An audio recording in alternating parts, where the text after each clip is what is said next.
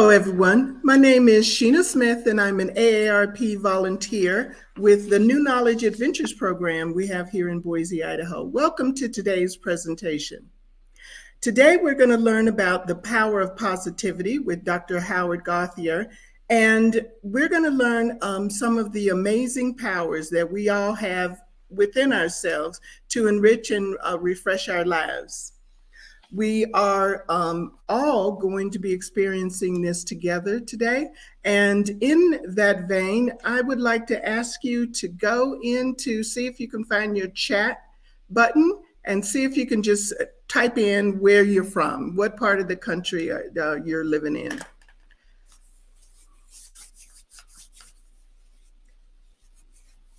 Hopefully that'll give you a chance to see where folks are from all over. And I guarantee you it's probably all 50 states. And thank you so much for attending here this morning. During the presentation, there may be we'll have a little time for a Q&A. So if you'll please just put your questions in the chat, then we'll be able to look at those and see if Dr. Gauthier can address some of those. And or we'll certainly have time at the end to do that as well. Today's event is recorded, and you'll be able to find it at aarp.org/ID, aarp.org/ID. And we'll put that in the chat a few times as well. We'd like to, if you have any questions about the technology, we do have some support here. Please go ahead and put those questions in the chat and we'll see if we can help you out. We're excited to have you here today, and hopefully you'll enjoy this as much as we're excited to get it to you. And please, let's just go ahead and get started now.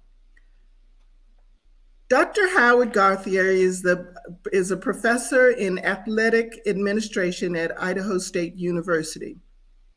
His experience includes 30 years as a college basketball coach, athletic director, and a professor. His expertise and research is in leadership, career development, and positivity. He is an active member and author and speaker, and he is the president of the Institute of Positive Leadership. And Dr. Gauthier has published various journals, newsletters, several books, including The Positive Leader. We're happy to have him share his thoughts and expertise with us today on the power of positivity. I'm going to get out of the way and say, take it away, Dr. Gauthier. Thank you, Sheena. Wow. I hear that we've got a really outstanding crowd today. Where's the furthest that anybody's from? Did they type the different places, Sheena? I don't know if you can hear me or not, but that's exciting. I'm coming from Portland, Oregon. Although I do teach at Idaho State University, I teach remotely. As we go through the power of positivity presentation, I wanted to share that I started out in coaching. I coached men's basketball and then went on to become a athletic director at the college level. And I noticed when I was positive and supportive with my players and staff, they became more successful. And it got me curious as to, wow, this is pretty interesting. And I became a much more positive, you can do it type coach than trying to, I tried to use the carrot more than the stick, if you will, from a motivational standpoint, trying to encourage instead of punish, if you will. And I truly believe in the power of positivity. People who are optimistic and positive, the research has shown they tend to live a happier, healthier, and more fulfilling life. We have a coffee shop that you drive through out in the Northwest called Dutch Bros. And I like going there periodically because it's just so uplifting. As you drive in, you can see the barista here delivering the coffee, and they just have music blasting, and they're just so upbeat. Hey, how are you today? What's going on? It's so good to see you. And it really makes you feel good. Um, how about you? Are there people or organizations in your life that are just so positive and upbeat? How does that make you feel? That's what I want to talk about today. Those people, how can you be one of those people, upbeat, positive, making people feel good?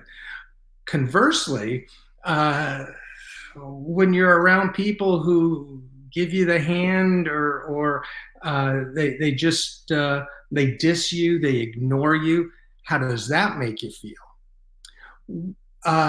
These are some of the thoughts that I want to talk on today. Uh, when going live in a room, even a group of this size, a couple hundred people, we quite often do what is called the mingle exercise. And we say, okay, we are going to have you uh, uh, get up, walk around the room, and start talking to people, mingle, and pretend like it's an old homecoming where you haven't seen your friends in so long, and you're just um, so excited to see everybody, and you're chit-chatting and patting people on the back. And then we do this for a minute or two and then have everybody come back to their seats. And then we ask the question, how did that make you feel? And typically we get responses such as, wow, that was fun. Yeah, it's good to see these people again. And, they said, okay, let's do this one more time. This time, as we're mingling through the audience, let's snub one another. Let's diss people and ignore people. And we do that, and we come back and chit chat about that and say, how does that make you feel? Which would you rather have in your life, that positive, upbeat, or that negative and one might call it disturbing almost, at least downtrodden type experience. So, and we have a very good conversation about that as well. Starting out with optimism. Optimism is having or viewing life with a positive mindset. Which do you see? We hear this all the time. But what do you see here? Is it half full or half empty? And that is how we need to view life, is half full. We're more optimistic, positive. And here's some science to back that up. Believe it or not, negativity is more powerful than positivity.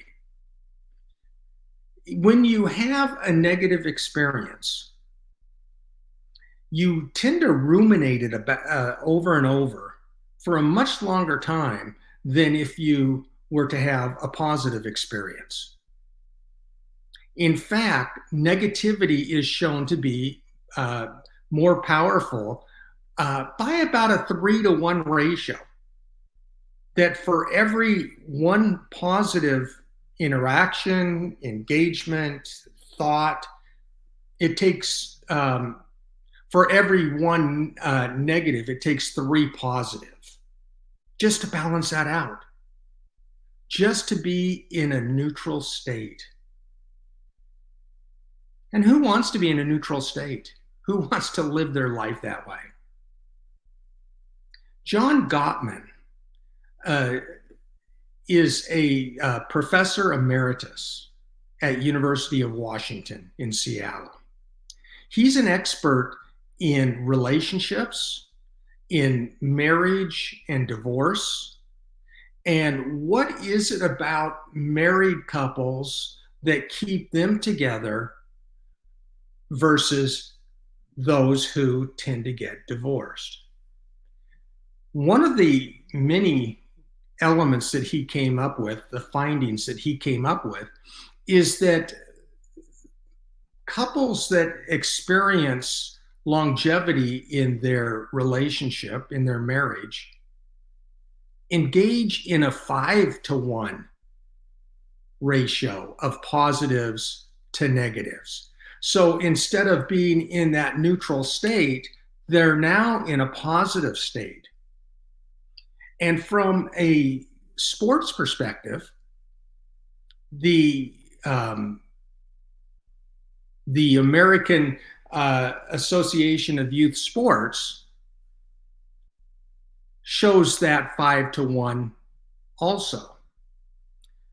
But sadly, 80% of Americans fall below this 3-to-1 ratio or this neutral state. 80%. That's disturbing.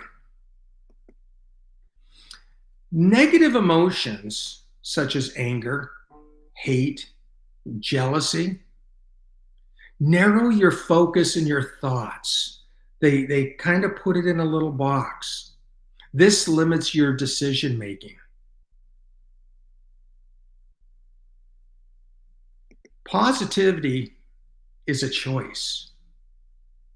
For example, let's say a car cut out in front of you on the freeway on your way to wherever you are today. What you might be at home, but let's say if that's the case when you went to the store yesterday.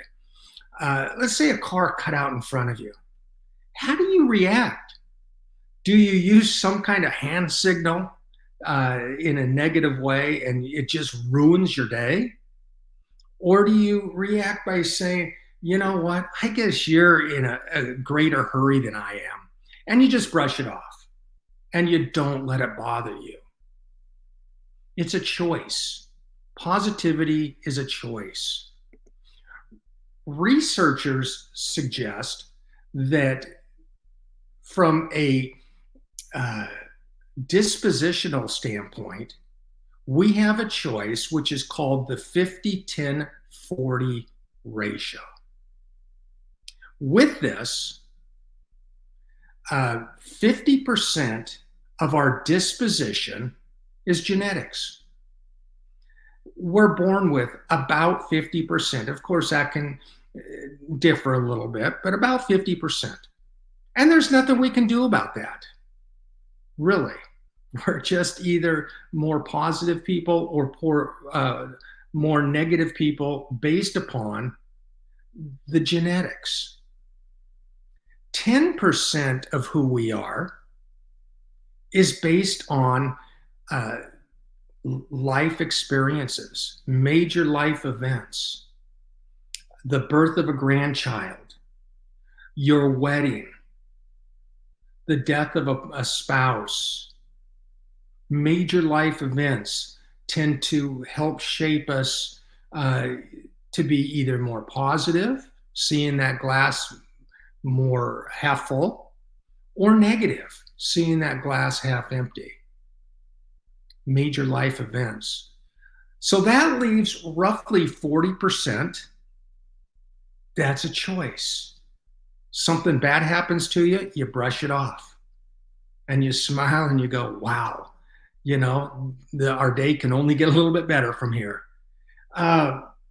So it's your life. It's your choice. What will you choose? So with optimism, why should we care about positivity and optimism? Because it improves your health. You're more successful at work when you're positive.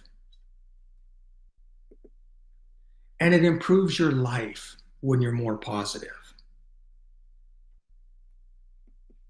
For example,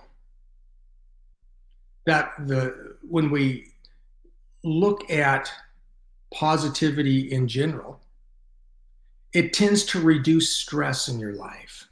When you're positive, you feel less stress. It improves your immune system. You become healthier.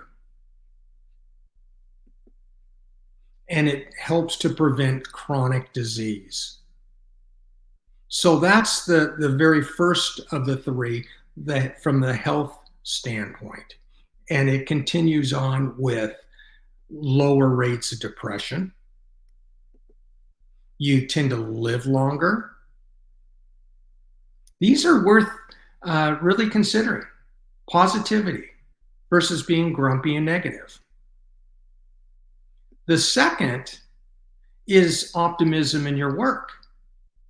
In a study by Martin Seligman out of the University of Pennsylvania, he and his research colleagues showed that when you're positive in the work environment as a group, as a business, it helps to improve performance by 31%. That's significant. It improves or increases productivity by 37%.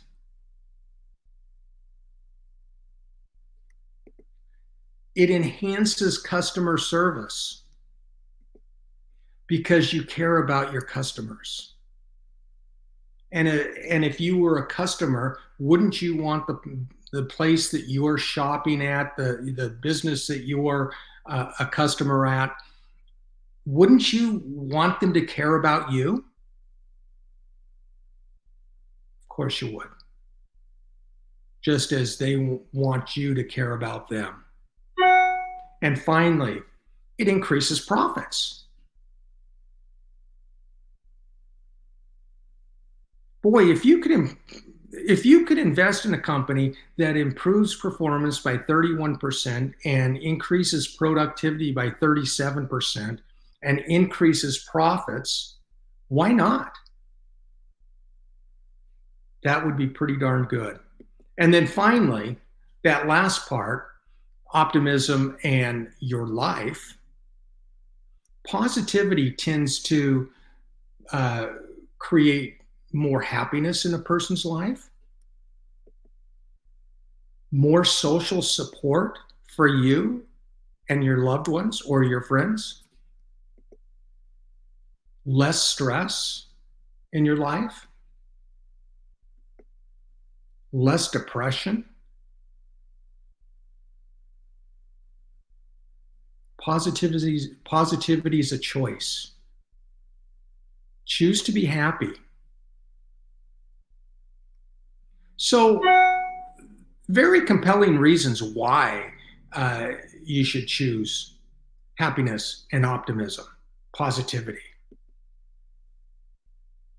And it helps with your self-esteem.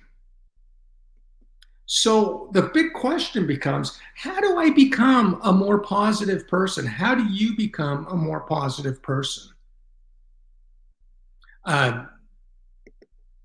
There are 4 strategies. There are probably more than that, but there are 4 that we're going to cover today. The first is engaging in positive self-talk. Building positive relationships. The third, focusing on positivity. Making an intentional and conscious decision to be positive. And being grateful. We're going to go through each of these 4.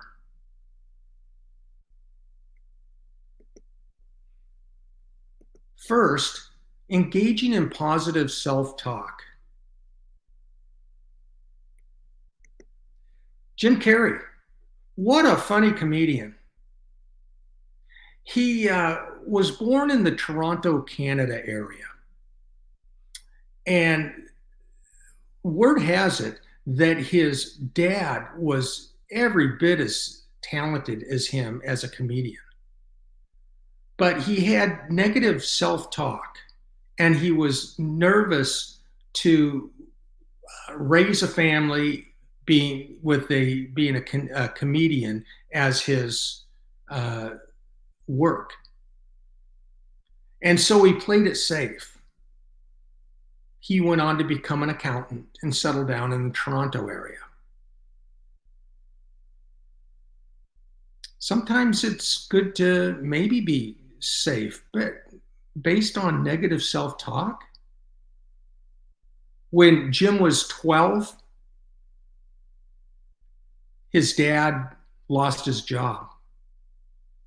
So the safe route isn't always the safe route. Jim Carrey learned through that, and he kept talking to himself saying, I can do this. I want to be a comedian. I'm going to be successful in this. And he started convincing himself through positive self-talk. A second example, Meryl Streep. She always, as growing up, she always had feelings of incompetence, inadequacy. She had low self-esteem, believe it or not. And she kept having these thoughts, throughout life. And her mom was always there saying, no, you are as good as they come. You are great. And just kept building her up and helping her to achieve.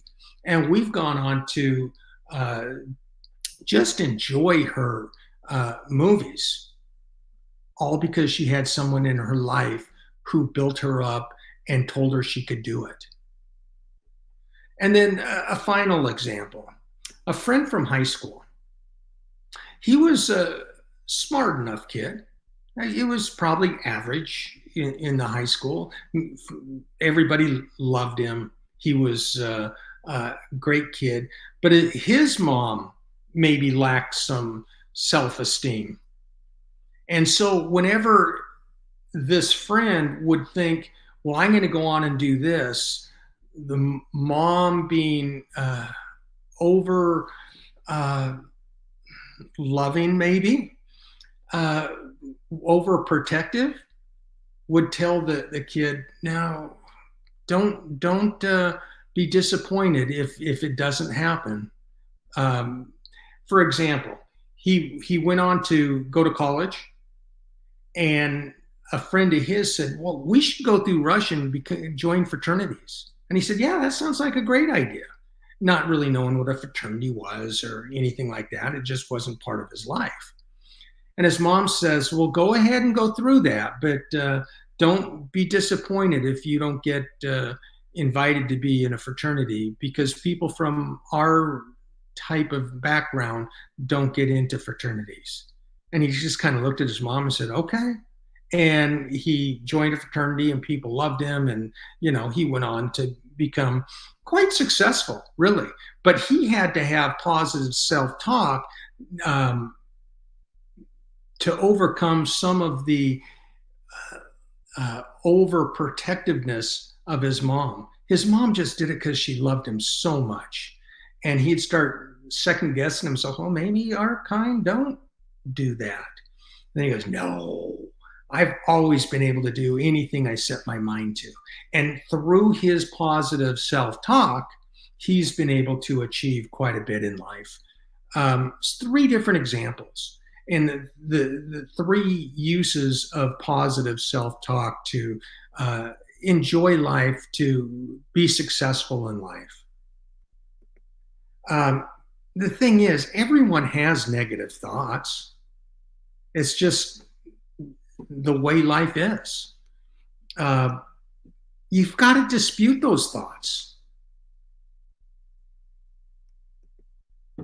Reframe your thoughts into a positive manner. Okay, I understand the downsides of this, but what are the upsides? Reframe how you think about things. Don't let the negativity pull you down.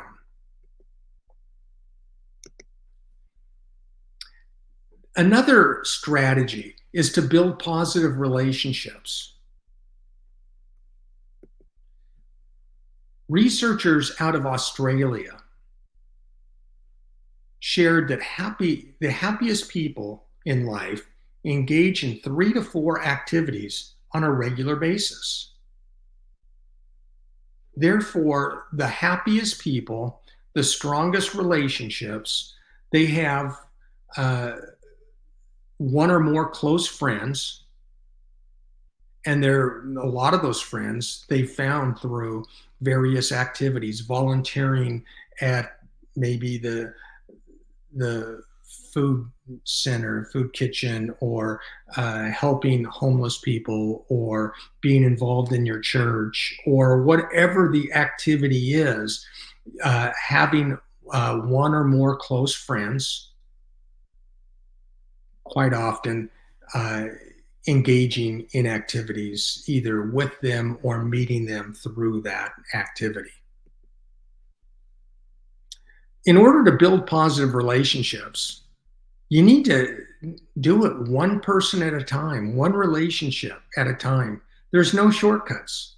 It takes time. It takes building trust amongst people and building support for one another. It's not going to happen typically after one meeting, one chance meeting while you're involved in an activity. You want to be able to be friendly and make connections. People like to be around people who like them. Be friendly. When you meet somebody, use their name. It makes them feel good. How does it make you feel when someone you first met uses your first name? Hey, Joe, nice to meet you, versus, hey, it's nice to meet you. Not a big difference, but using their name makes them feel that much better. Building a relationship. Ask them questions. People love to talk about themselves. Understand that and intentionally ask people questions. As you're building a relationship, it might be a little lopsided at first because you're doing all the asking of questions and they're doing all of the talking and talking about themselves and talking about family and whatever it might be. But but that's okay. Listening is a really important part of relationships. Ask people questions. They love to talk. Compliment people using specifics. Instead of saying, I love your shirt today or your blouse. I love the the whatever it might be, the beautiful pink rose on your blouse or whatever, or on your sweater. Be very specific when you compliment people. It makes them feel good. They know that you're aware. Be active. Go places, do things, get involved, you'll meet people. Volunteer, you'll meet people. Ask others if they'll join you. Do things together. And overcome the fear of rejection.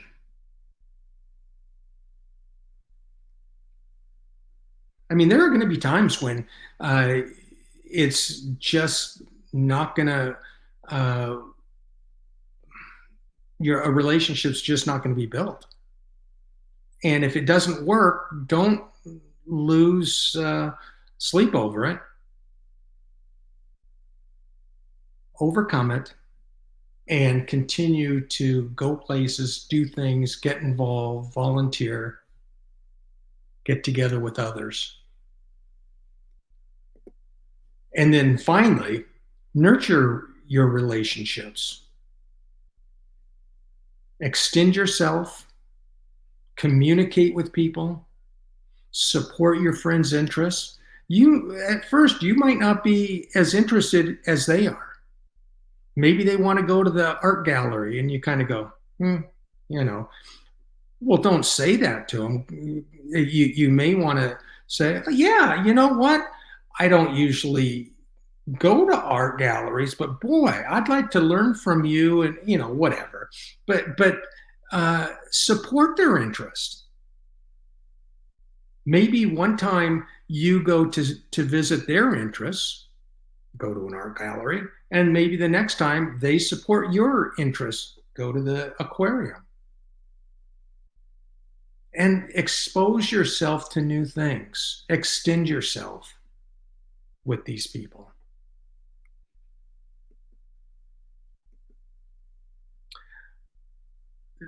The third strategy on becoming more positive is to focus on positivity. Surround yourself with positive people. You might have a lot of negative people in your life right now. And I'm not saying go out and get a whole new group of people, but be conscious of your surroundings. How many people are really negative in your life? I don't do this very often, but this past week, one of my Facebook friends, and as a friend from college, and he was just over every day. He would post probably 5 or 6 negative things, political things that I disagreed with. Not to say I'm right, but nothing says he's right. And it was just a downer. It was just really negative. And I finally eliminated him as a friend. I'm on Facebook. I mean, I haven't talked to him in years, but why keep people in your life that are going to drag you down if you don't need to be drugged down? That's all I'm saying. And try to be around people who build you up, make you happy, make you laugh. One thing that my wife and I try to do on a daily basis is to get each other to smile, even if we're having really down days, and to laugh. We want to laugh and laugh a lot. I think that's important. And so, as the day goes on, maybe our college football team didn't win today and we look awful and we're kind of bummed out. And, if after dinner we still haven't really had that laugh, either she may look at me or I may look at her and say, we haven't made each other laugh today, have we? What are we going to do? Let's put on a YouTube comedy, or let's read some cartoon, or let's do something where we laugh and change our attitude, and we become more positive. It's just, but I think surrounding yourself with positive people is pretty important because it feeds off each other. Smile. Did you know that there's something called mirror neurons in your brain, that when you smile at somebody, chances are they're going to smile back? And that's what the mirror neurons do. They when you smile at a little baby, the baby tends to smile back at you. When you are walking down the street and you smile at somebody, they tend to smile back.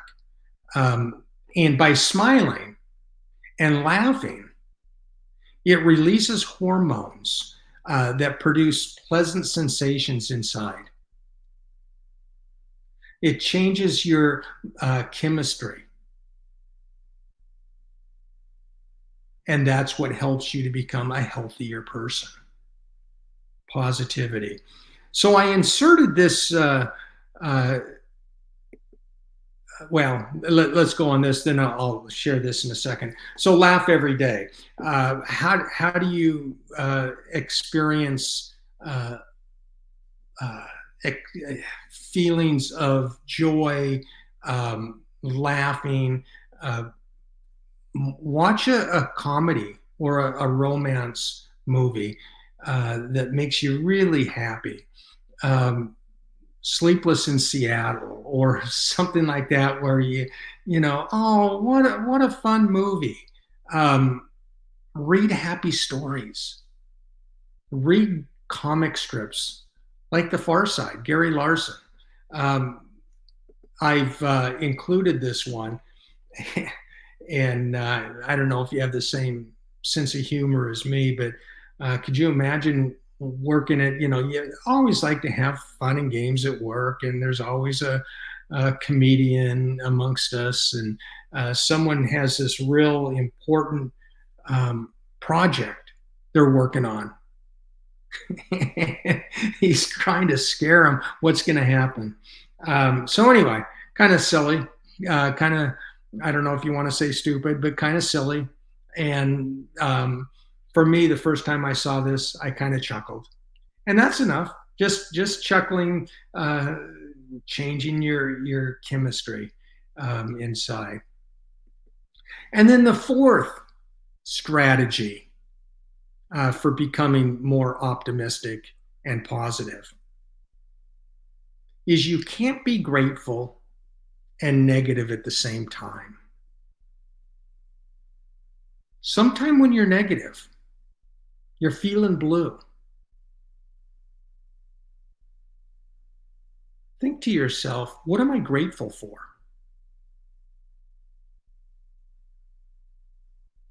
See if you're still feeling negative when you're feeling grateful.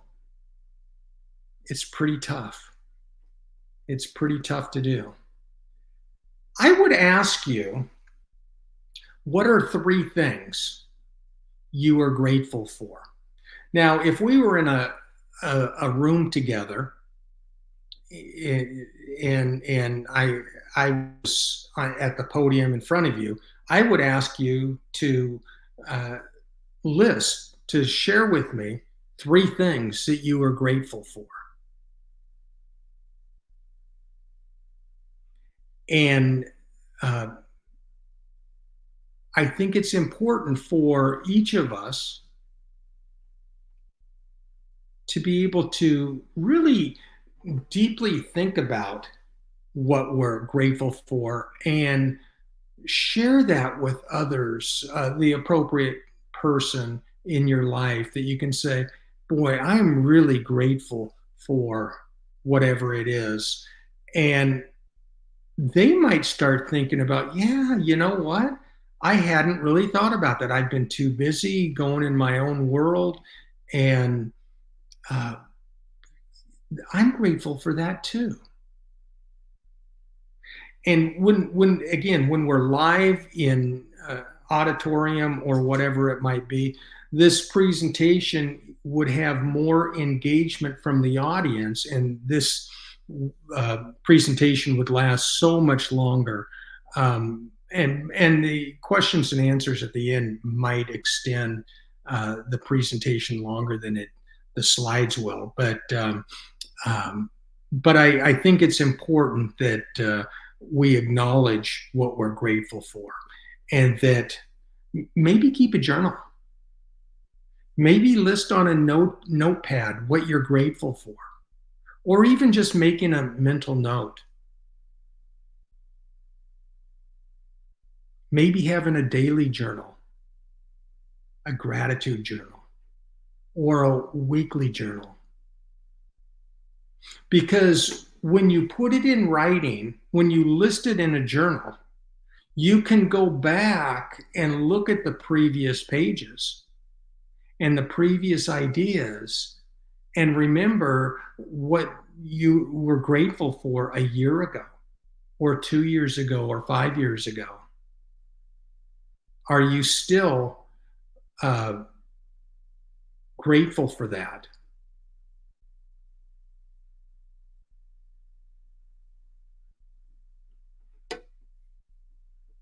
So, if you want to improve your health, your work, and your life, remember to smile, laugh, stay active, build relationships, and focus on the positive. This is the power of positivity. This is all I have. It went pretty quick because of uh, the no interaction, but I'm going to be here as long as you need me to answer questions. Okay, well, thank you so much. We did have a couple of questions along the way. First of all, I just do want to mention that we have folks from Texas, Nebraska, Louisiana. So we're all experiencing this together. California, Colorado, New Mexico. So thanks to all of you for being here. And hopefully you'll get something positive out of this today. A couple of, when you did ask for a list of things that folks might be grateful for, we did get some comments in the chat then, of course, and I'm sure that it's pretty consistent, or maybe it is, maybe it isn't. Health, work, family, that sort of stuff. So it seems like those were kind of the comments that came in that while you were asking for that. I'm going to look here and see if I find any more questions. One of them is, a question for you. How do you suggest finding things to be grateful for when you're going through hard times? It's kind of easy when things are going well, but what about when you're going through hard times? What are some suggestions? Boy, that's really tough. And I think that most people, not all, but most people are probably going to have people in their lives, maybe a child, maybe a grandchild, um, a friend who is supportive, and you can be very grateful to them. You can be grateful for being able to wake up today and see the sunshine, or see the rain cleansing the air, depending on if it's sunny or rainy, and uh, just digging deep and trying to find those little things. Maybe you're a religious person, um, and your religion can bring you um, support, and you can just be thankful for that, grateful for that.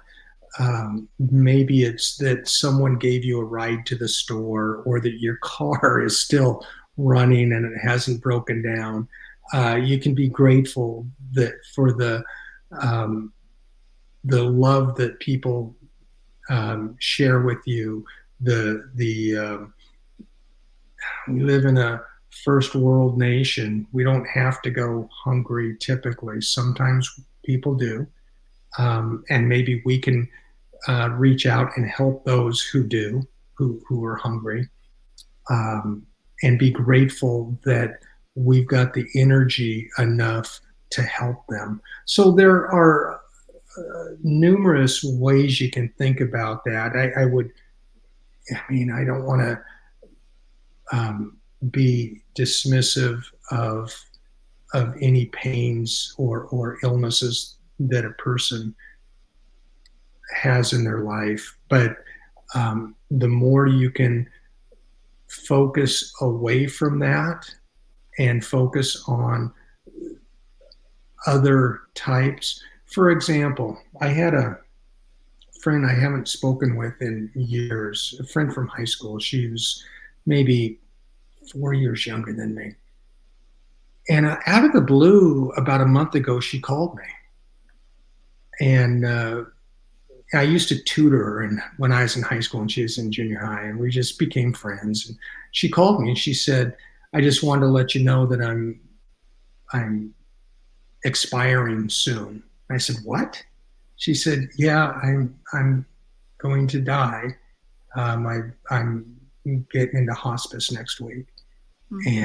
And she shared with me her situation, and she said, "But I want to be happy in this, and I want to reach out to people and thank them for the things that they uh, were involved in my life." And I don't want to get heavy and stuff like this, but I think that she had a really good um, way of looking at things and just wanting to be happy in her final days. And so whatever um, challenges we might have, there are going to be um, possibilities for positivity in that. Reaching out to people that you haven't spoken with in a long time and let them know you love them. Mhm. Um, Seeing the sunshine and smiling, watching comedies on TV, um, that type of thing. Great. A couple other suggestions that showed up here are, those. How do you become much more intentional about choosing positivity daily? And the notion was that it's a habit. I mean, it's just like any other habit, and sometimes you have to work to create that habit, whether it's a one of those joke calendars or something, that there's some joke you read every day, just something to get you started in the right direction, or just a note that says to be positive. Sometimes you just need to remind yourself, and make it very, very intentional, that's what you're trying to do. So thanks you guys for those ideas. And it's a little bit more difficult, we would say, don't we think, when the world is going a little bit crazy. So it's probably even more important in different times, as we were just saying. Yeah, you know, we talk about being intentional. I mentioned the um, removing a friend from Facebook because it was just negative. It was just so awful. I've stopped watching the news for the most part. I may catch a news segment um, periodically, but I just I'm at an age in my life where I just don't want to I don't want to put my head in the sand. Don't get me wrong. I do read the internet news headlines, and if something catches my attention, I'll go through it. But I just don't want to sit and watch TV for hour upon hour, just being inundated with negativity. I mean, I feel bad for a lot of the people who are in really tough shape in this world, but there are some things that I just don't want to put myself through all that negativity. So I'll watch Mm-hmm. Seinfeld instead of watch the news sometimes. Mm-hmm. And another suggestion, you may have actually mentioned this, is going out and helping other people. Yeah. It actually is good for your soul as well. Another suggestion here. So Pamela from Indianapolis says some other suggestions: smile, just fake yourself out, smile, call people by name. Think of what you're grateful for. If you can slip that, help you get out of that sad mood there. Um, you talked about the power of negativity. Does it have a place in learning consequences? I guess, especially for as you're rearing children and that sort of stuff. But I guess using the power of negativity and you may have this from your athletic stuff. Yeah, absolutely. There are times when uh, something goes wrong, and you know maybe you have your kid does something wrong, your grandkid does something wrong, and you need to teach them right from wrong. And sometimes that is a negative consequence, but then you need to build them up when they do things the right way and try to in that situation, use a 3 to 1, 5 to 1, positive to negative. But there are going to be negatives in this life. If my team is playing awful, I'm not going to go in at halftime and say, "Okay, keep it up, gang." No, I mean, I've had times when I was a pretty intense coach, and there were times when I would really lay into somebody, and but I would try to, and this was before the research on 3 to 1, 5 to 1 came out. But I would be very conscious about trying to build that person up. I needed to grab their attention. John Wooden, the great basketball coach at UCLA, he would use what they called the sandwich approach to providing negativity. Somebody maybe isn't shooting free throws right, and he would say, your effort's good, but you need to, and then he would correct him, you need to bend your knees, you need to focus on the rim and follow through. And then they would do it, and he said, "That's what I'm talking about. Good job." Maybe go pat him on the back and try to build them up and try to reinforce the positive behavior. But you can't do that. I mean, positivity isn't, and positive leadership like a John Wooden, it's not all roses and sunshine. It's about holding people accountable and trying to provide feedback if you can do it in a somewhat positive way, that's great. But you've got to hold people accountable. Because that's how they're going to positively move through life, is by understanding right from wrong. So yeah, it's not all roses and rainbows.